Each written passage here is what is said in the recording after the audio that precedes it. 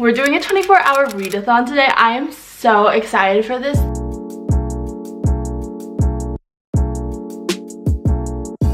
Hi, I'm Susan and welcome back to my channel. I post bookish and other fun lifestyle girly content, and today we are seeing how many books I can read in 24 hours. I'm doing the soft version of this rather than like staying up for 24 hours straight because I fear that that would wreck my sleep schedule for the entire month. So instead of setting the timer and not sleeping or not doing anything else besides reading, we're just gonna set the timer and see how much I can actually read in 24 hours. And I have a ton of books on my physical TBR that I've set aside and that I want to read. I realistically do not think it would be possible to read like 9 books, 8 books, however many are in the stack, but we're gonna try to get through as many of these as possible. And to create the perfect cozy environment for this readathon, I have partnered with Milani Bedding. Milani has the cutest sheet sets. This is their best-selling 4-piece bedding set collection in the queen size. These sheets are so easy to maintain, machine washable, and stain, shrink, wrinkle, and pill resistant. Plus they dry quickly. I chose this floral blue pattern, which I thought would look so good in my room. It's kind of giving cottagecore and garden party. I love that aesthetic, but it was so hard to decide because they have every color under the sun. Like, I'm talking 40 plus colors and patterns, and they have regular and deep pocket sizes, and they're buttery soft and comfortable, which is absolutely necessary if we're going to be in bed for like the next 24 hours. This sheet set would be the perfect gift for readers, and I'm a hot sleeper too, and their microfiber fabric is moisture wicking, which is a must. Milani offers a lifetime money back guarantee, and you can purchase risk-free on Amazon using code Milani572.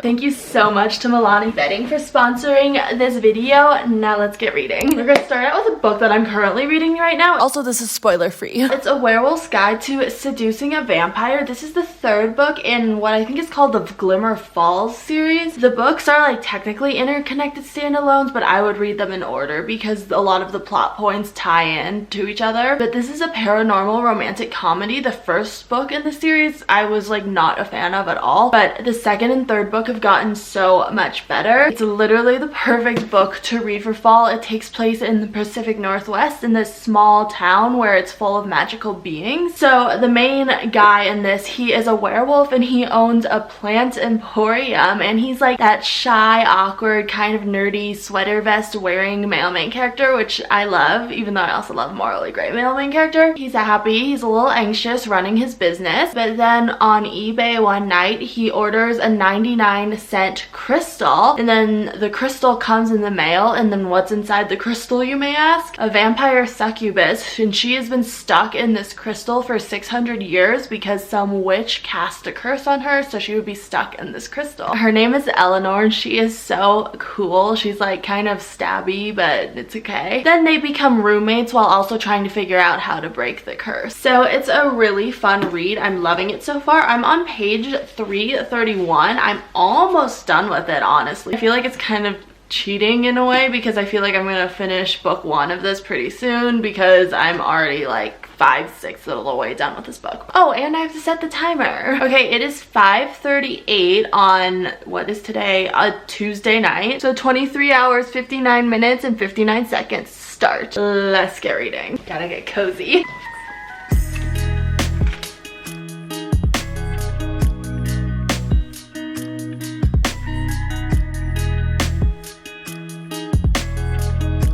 I completely flew through the ending of this. This was so good, and surprisingly the ending, like, there wasn't exactly a 3rd act breakup, but there was like an emotional reconciliation, which I did love, even though I do not like 3rd act breakup. This is just the perfect paranormal romantic comedy with tons of like unique and quirky humor. I could not recommend this series more. It's so interesting because I think I gave like the very first book in this series like 2 or 2.5 stars, but I think I'm gonna give this one a 5. It was just so good. The pacing was excellent, and I loved both of the characters. They complemented each other so well, and I can't wait to read more of this author. Now to decide what the next book will be. Here are the options. So I really need to read the 7 Year Slip because this is our book club book, and our book club is next Tuesday and I haven't read it yet. And then I have an ARC copy. The author sent this to me of Tell Me It's Right. This is a brother's best friend romance and forced proximity in a small coastal town. You have The Lovers, and I just adore this cover. This is a second chance sapphic romance, and I think both of the women are influencers. Then more of a winter vibe, we have Snowed In. This is actually the arc of it, and I'm so excited to read this. This is two childhood acquaintances decide to fake date while back in their small hometown for the holidays. This seems so cozy. And we have A Grim Reaper's Guide to Catching a Killer. This is like a romantic comedy mystery. It seems really funny. And then this one seems super unique and perfect for spooky season. It's called We Love the Nightlife, and it focuses on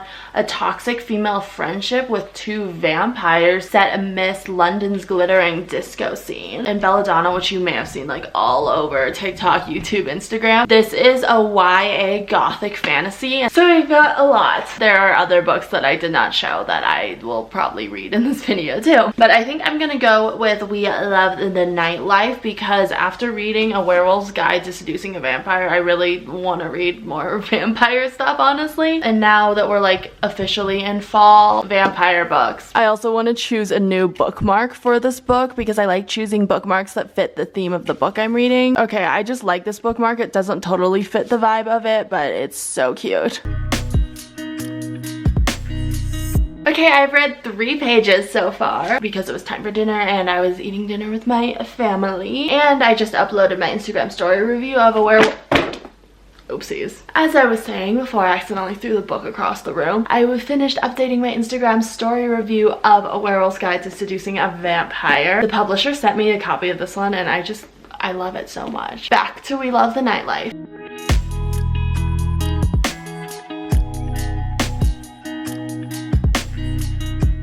Okay, I'm absolutely loving this book so far. I cannot put it down. I just hit page 200 actually, and we still have 20 hours left. For some reason, I do feel like it's taking me a little bit longer to read because I keep getting distracted. Overall, this book is so creative. The two main characters are Amber and Nicola. They met in 1979 in London, and Nicola, she has been a vampire for 200 years. And then Amber meets Nicola when Amber's like around late 20s, and Nicola offers to turn Amber into a vampire. So then Amber agrees, and then together they've had this really interesting female friendship develop that has turned toxic in the 50 years since 1979. And now Amber wants to get out of this relationship, but there's so many different power dynamics. First off, leaving such a close female friendship that's turned toxic even though they have a ton of years of history together. And there's this whole like vampire power dynamic because Amber is inherently connected to Nicola because Nicola is the one that turned Amber. It takes place during the present time where Amber is trying to leave this relationship, and then it also goes into the past in 1979 when the two women first meet and they form their friendship. So it's quite intriguing. I don't really know what genre I would consider this under. Contemporary fiction with a tiny hint of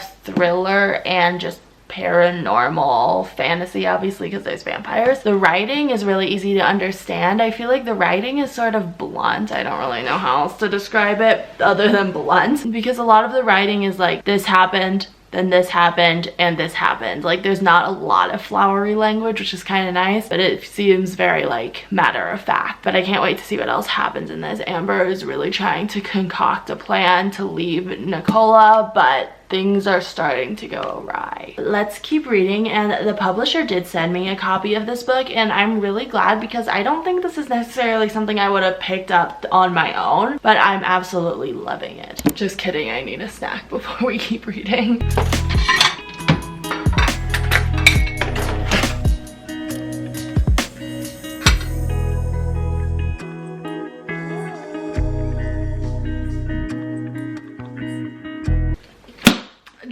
That was really loud, but just finished. We have 18 hours left of this, and it is 10:59 p.m. I really enjoyed this book. There was like a twist at the ending that just shows how toxic Nicola, who is the older vampire, was. And just the power dynamics in this book was very interesting, and it's set against a club nightlife sort of backdrop. First, like the modern day clubs that there are today, and then it also has the aesthetic of like 1970s club and disco. I would really recommend this book. It's not really like anything I've read before, and I really enjoyed it. I'm probably gonna say 4.5 stars. I honestly think this would appeal to a bunch of different types of readers. Like if you love contemporary fiction, if you love a little bit of romance, if you love a little bit of thriller, if you love a little bit of paranormal. But now honestly I'm getting kind of tired, but I do want to keep reading.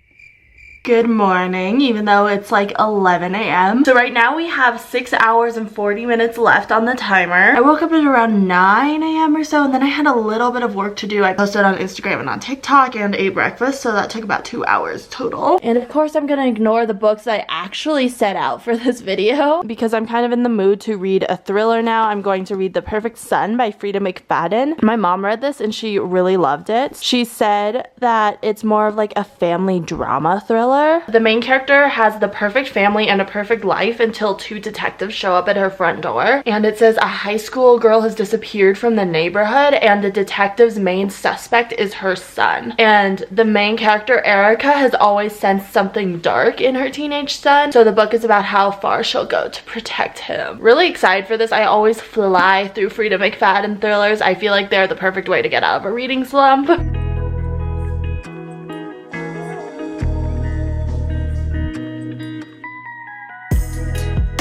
We are at 6 hours and 17 minutes so far. I literally cannot put this book down. I'm already on page 54. What I love about Frida McFadden's books is that her chapters are so short, and like each chapter has a little bit of a cliffhanger as like the last sentence, which makes you want to go on to the next chapter, and it just sucks you in and you literally cannot put it down. As I said earlier, the main character, Erica, she has 2 kids. One of them is like the perfect golden boy teenage son, and the other one is a teenage daughter, and the son is clearly her favorite child, but the son seems a little bit too perfect, and like he has a dark secret, so I can't wait to see what his dark secrets are. 4 hours and 58 minutes left. I'm addicted to this book. I literally cannot put it down. I'm on page 310. I don't want to spoil it, but if you're a fan of true crime, I think you will really like this book. And with her books, I always like am unintentionally trying to figure out the plot twist because she's known for her plot twists as I'm reading. And this time I'm like, I think I'm like putting it together in my head about what the twist is going to be. But every time I do that, when I read one of her books, I get it completely wrong. But this time I'm noticing either what are really good red herrings or foreshadowing. Can't really tell yet. But I can't wait to see if the son is actually responsible or if somebody else did it, or multiple somebodies.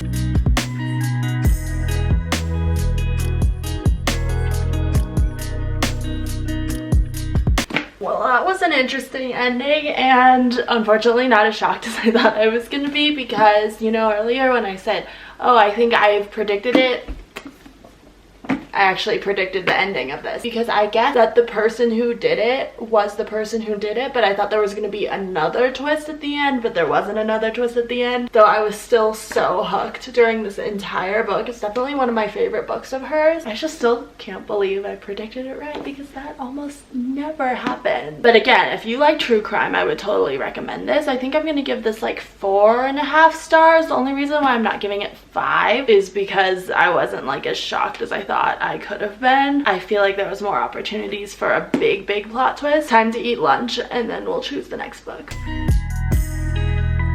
Took a lunch break, went a little bit longer than expected because I had a few other things that I need to do, but we're at 2 hours and 41 minutes left. Once again, ignoring the pile that I set out for this challenge, and I'm going to read another Frida McFadden book because I'm really just on a thriller kick right now, and I want something like super fast-paced and thriller-ish. This one is The X. I actually haven't seen a single review on social media about this one, but I got this for like $3.25 at the used bookstore. It says Cassie thinks she has met the perfect man. Joel is sweet and handsome and she thinks he's the one, but there is an ex-girlfriend in the picture. The ex-girlfriend's name is Francesca, and Cassie thinks she's gone for good and out of Joel's life, but is she really gone? So let's read. Also, this cover looks very like 2016 makeup-y.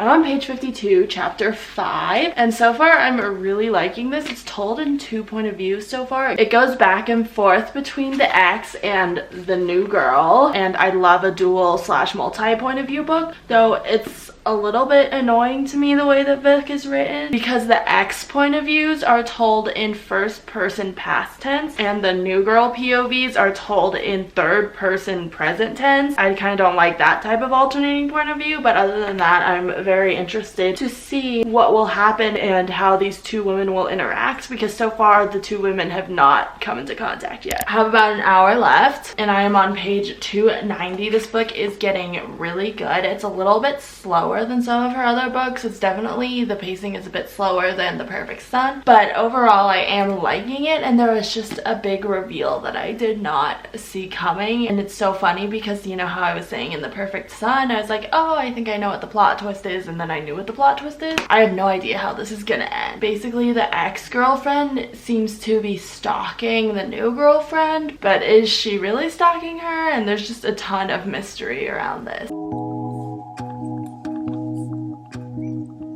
Finished. The plot twist was very interesting because it seemed so unbelievable that I feel like if I went back and read it, there would be a lot of plot holes. This was still really good, but I feel like there's a lot of her books that I like more. The pacing was slower than her normal books. Overall, this was an interesting read, and it focused a lot more on couples and relationships rather than like a whodunit. It was enjoyable. I'm gonna say like 3.75 stars. And now we have about 30 minutes left. Guess what? Another Freedom McFadden book. I'm just obsessed with these. I cannot stop. I legitimately am not in the mood to read any other genre right now, and I trust her. I know her books are going to be fast-paced. They're going to be a wild ride, and a medical student has to spend her overnight rotation on a locked psychiatric unit. I've heard this one is kind of scary, so kind of excited for that. And luckily it's not dark out yet, so I can deal with reading a horror-y type book.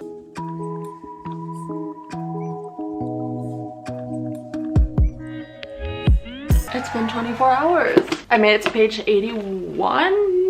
page 80 on this book. So far, I'm really intrigued by this book. I feel like it's still setting up the exposition, but the female main character knows one of the patients in the unit because the patient used to be her best friend. So that adds such an interesting element, but I can't wait to continue reading this. And now the moment you've all been waiting for. How much did Susan read? And the answer is 4-ish books and 1,249 pages. That was such a fun challenge. I do want to do one of these where I like fully am reading for the 24-hour period. Thank you so much for watching, and thank you again to Milani Bedding for sponsoring this video. These sheets made this reading vlog so cozy. And comment down below if you enjoy these style of reading vlogs. I loved filming this and it was so fun to get through my TBR. And subscribe to my channel, like this video, and follow me on Instagram and TikTok and on Goodreads for more bookish and other content, and I'll see you next time. Bye.